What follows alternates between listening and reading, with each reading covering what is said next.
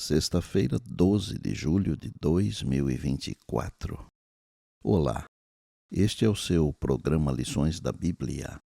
Neste trimestre que vai até o final de setembro, estamos estudando o Evangelho de Marcos.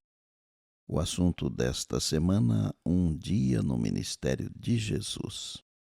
E hoje é o dia de fazermos aquele breve resumo.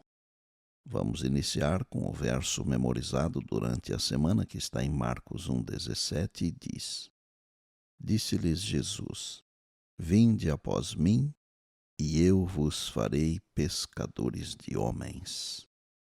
Cada evangelho retrata o início do ministério de Jesus de uma maneira peculiar.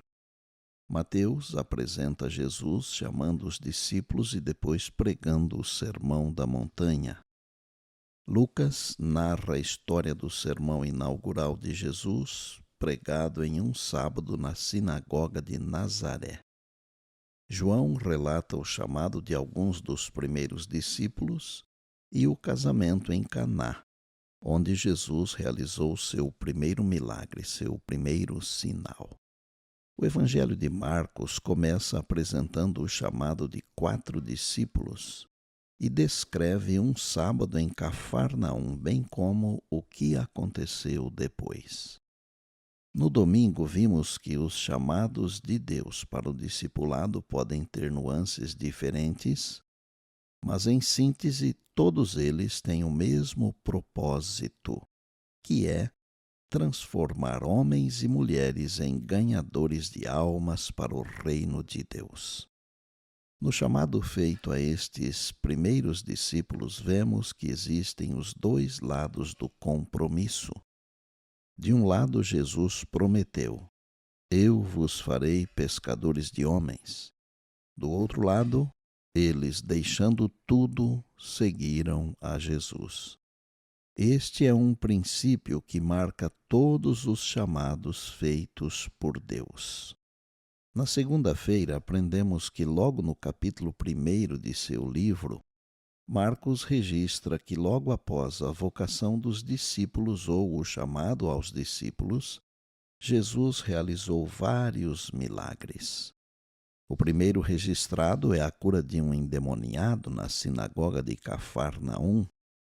2 destaques importantes para nossa consideração nesse milagre. Primeiro, que o demônio reconhece a autoridade de Jesus como Santo de Deus. E segundo, o fato de Jesus ordenar ao demônio que se calasse. Na terça-feira, vimos que, ao apresentar o reino de Deus aos homens, Jesus mostrou que a adoração e o serviço aos semelhantes não terminam quando o culto se encerra. Depois do culto na sinagoga, Jesus se retirou com seu grupo de discípulos. Até então, segundo Marcos, eram Pedro, André, Tiago e João, e foram para a casa de Pedro, evidentemente para passar o restante do sábado desfrutando de uma refeição e comunhão entre amigos. E lá aconteceu o milagre da cura da sogra de Pedro. Na quarta-feira, vimos que um dos grandes segredos do ministério de Jesus era a sua vida de oração. E ontem aprendemos que é impossível guardar silêncio quando recebemos grandes bênçãos de Deus. Embora Jesus tenha recomendado ao leproso, ao ser curado, que a ninguém dissesse quem o curou, o ex-leproso não conseguiu guardar silêncio.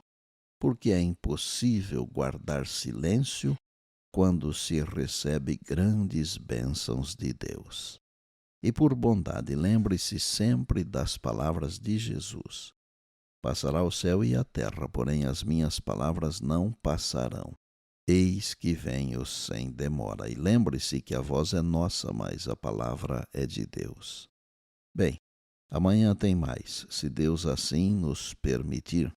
E disse Jesus: Examinais as Escrituras, porque julgais ter nelas a vida eterna, e são elas mesmas que testificam de mim. João 5,39. Eu sou o pastor Estina e este é o seu programa Lições da Bíblia, diariamente com você, pela graça e misericórdia de Deus.